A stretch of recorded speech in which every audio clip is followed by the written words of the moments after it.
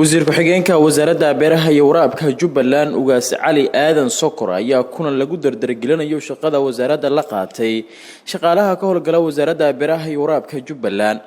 shirkan ayaa ujeedkiisu ahaa isxogoraysi in shaqaalaha laga dhageysto shaqooyinkii u hirgelay toddobaadkii la soo dhaafay caqabadihii ka hor yimid intaba. dhanka kale qodobadii kulanka looga hadlay ayaa waxaa qayb ka ahaa cabasho ka soo yeertay beeraleyda Jubbaland sida loo xalin lahaa.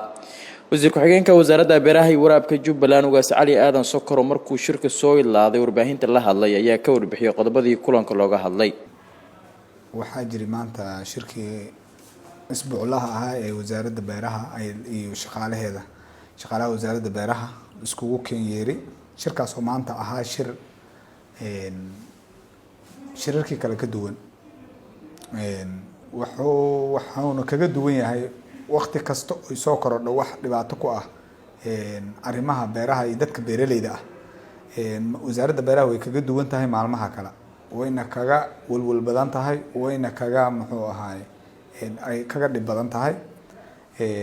shirka maanta waxaa laga dhageystay agaasimo waaxeedyada qaybahooda kala duwan ayaa warbixino laga dhageystay. warbixinadii hadii ay soo jeediyeen iyo howlihii u qabsoomay wasaaradda iyo waxyaabihii gaabka naga galay iyo waxyaabihii qabsoomiyo successful noqday ayaa laga dhageysanayay. insha Allah taala wax badan ayaa u qabsoomay wasaaradda beeraha, wax badan oo kalena way ku soo kordheen. waxyaabaha maanta laga wada dooday ugu muhiimsanaa in laga hadlana muhiim ahayd, xalna in loo raadiyay lagama maarmaan ay tahay. mas'uuliyadda koowaadna ay leedahay wasaaradda beeraha inay xal u raadiso. waxaa waaye arrin soo kordhay oo ah arrinta shimbiraha. dadkii beeraleyda ah markay sanadka ay roobka la helay dalagii u soo baxay waxaa aad iyo aad u dhibaayo oo dhibaato weyn ku hayo oo maalmahan oo dhan aan tuulooyinka iyo deegaanada aan soo kormeeraynay aan soo arkaynay bahasha la yiraahdo shimbirta. bahashaas oo la mid ah sidii ayaxa oo kale.